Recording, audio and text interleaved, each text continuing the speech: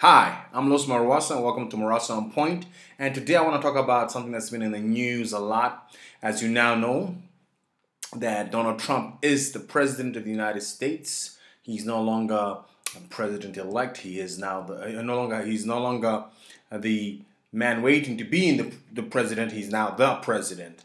Now, of course, this has sparked off massive what can I call a massive protests in the U.S. from women who are against his leadership or some of the things he said while he was trying to become president. And of course, the CNN and other media continue with their attempts to delegitimize this guy's presidency or to make it look like he's an idiot, a fool, so on and so on and so on. Now, some people say, well, how's that different from what Fox does when he's providing apologies for slavery and whatnot in the U.S. and so on? But the reality is, Fox has never been a global news agency. It is a news network that covers mostly some parts of the U.S. and nowhere else. It is not on the TVs of South Africans or the TVs of Namibians, on the TVs of Russians or the TV of the British. It is typically confined to its space in the U.S. and not even the entire U.S., but some parts of the U.S. While CNN, on the other hand, is global and it reaches everywhere in the world and is spreading opinion pieces as fact and as news and engaging in its continuous attack on the Trump presidency based on whatever motives its owners may have against Trump's presidency.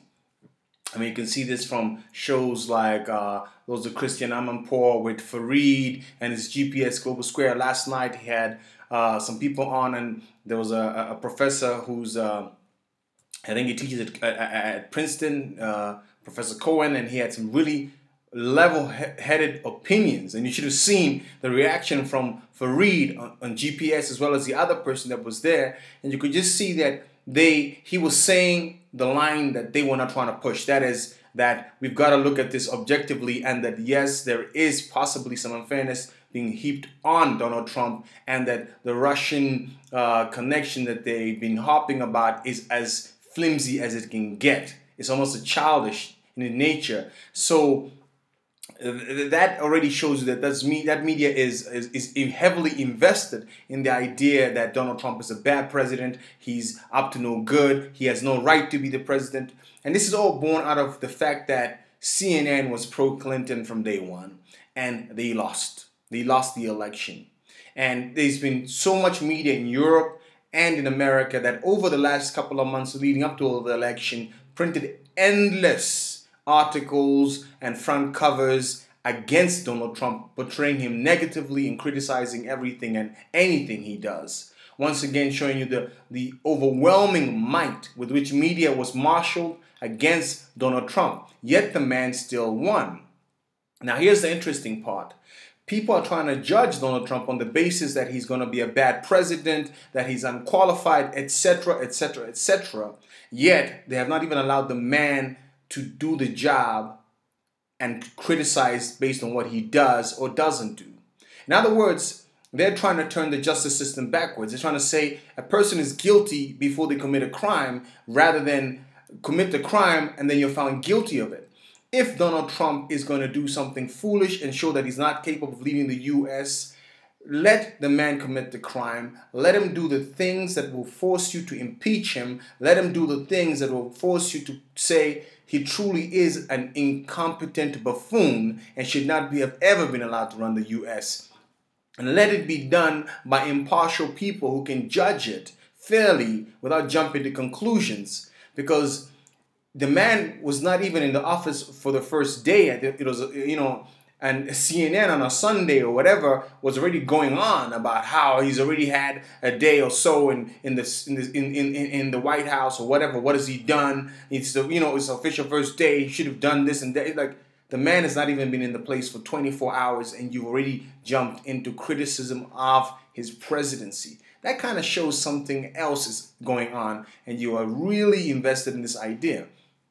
So the next thing is that, look, the people that voted for Donald Trump to win, voted for him legally. There was no interference, no matter what fantasies of Russia are created. There was no interference in the U.S. political mechanisms or the U.S. election that could have changed the vote in any shape or form. Therefore, Donald Trump won the election based on the rules of the U.S. Constitution and the legal structure and the legal rules as to how a man or a woman can become president of the United States. He complies with all the rules that were given. He complied with what was required as a prerequisite for him to become U.S. president. Yet some people do not seem to want to accept his election as president of the United States. They're going to say he didn't win the popular vote. Well, if winning the popular vote was the requirement for becoming U.S. president, then he would not be president. But the rules that have been applied when Bill Clinton won, when Obama won, and others won were the ones applied this time around. And therefore, we cannot suddenly start talking about the rules and this and that, or he didn't win the popular vote, when the fact is he won the presidency. That is all that matters. Respect for the president's office is paramount, and that is what CNN and others should be respecting. Let them have opinions about things and investigate stories, but let them do it with proper journalistic integrity, not trying to generate and manufacture points of view and information and news that is really baseless. Now, my next point is that, look, if Donald Trump is really the bigger idiot everybody believes he is, from America to China to Britain to South Africa, then you really have nothing to fear, because what fools always do is what fools do. In other words, Donald Trump, if he's as stupid as you all believe he is, guess what's going to happen? In 3 months from now, in a year from now, in 2 years from now, he'll have made so much of a mess that it'll be impossible for him to carry on as U.S. president. He will go down the way of Richard Nixon. So there is no need for you to spend so much energy fighting him. He will destroy himself out of sheer stupidity.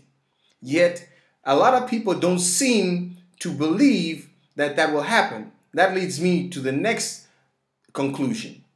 Maybe the truth could be this man may be way smarter than we are willing to concede, that this man could, in fact, be a good U.S. president if he was just given the opportunity to be the president, and people would stop spending so much of their time opposing him as much as allowing him to be the president and trying to find common ground with him to have a beneficial presidency for everybody on the Democratic side and on the Republican side.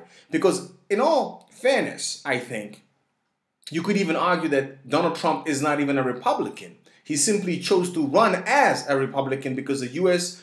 Presidential election tends to force you to make one of two choices. Either be a Democrat or Republican, or your chances of being president are not anything worthwhile speaking about. So, in conclusion to what I'm trying to say is basically this. Let the man have his presidency. If he is as foolish as you presume, you have nothing to worry about. But if you're fighting him, it merely makes it appear as if there is far more sinister motives behind your opposition to his presidency.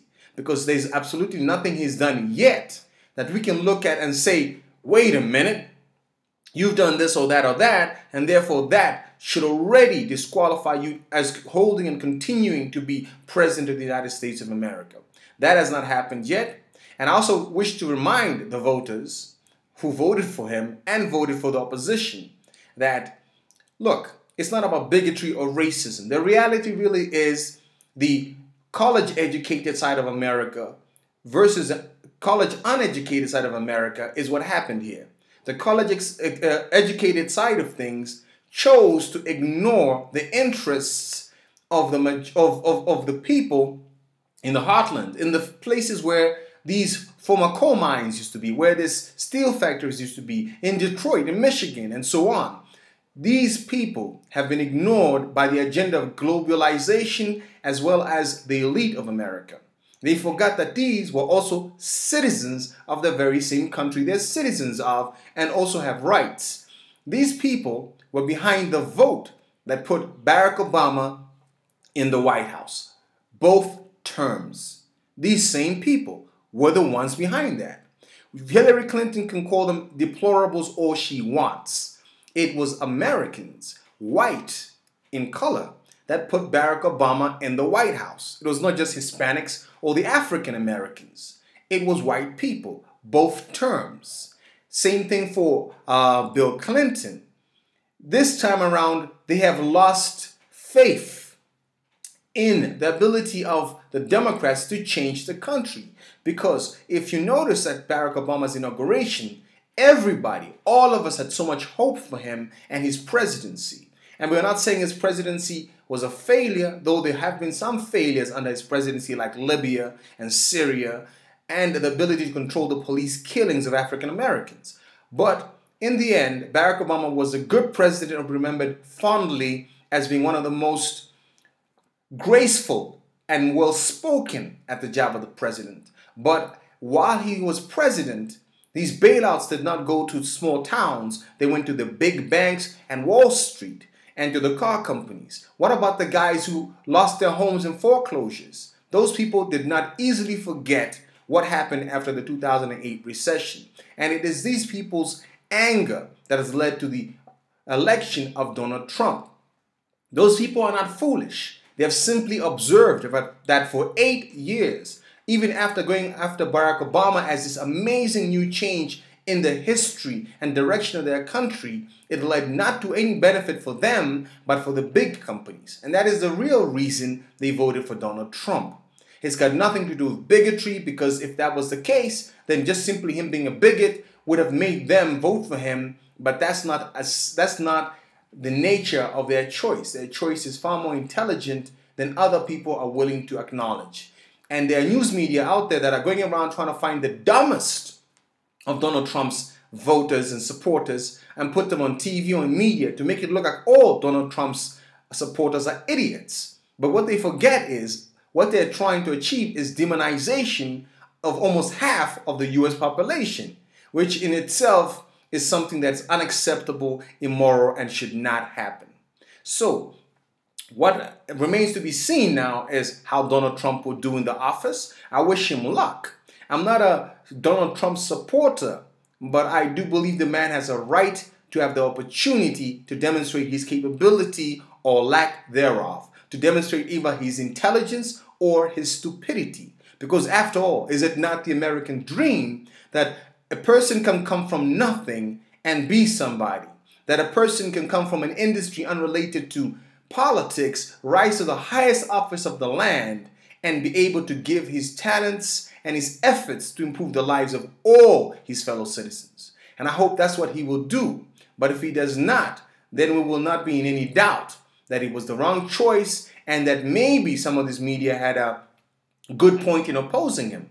But let us not prejudge the man. Let us let him have his presidency and let him prove whether or not he is a fool or he is a king, worthy of holding the office. And that's all I wanted to say about this. Well, if you agree with me, you can put it down on the notes below. If you don't, you can also put that on the notes below. It's a deeply divided discussion, not only in America, but around the world. But I hope that people will understand that prejudice against others should not blind us to their abilities nor to their true nature. Let us see how things pan out before we make up our opinions or go about spending so much energy fighting somebody. And that's all I got to say. I will see you next time.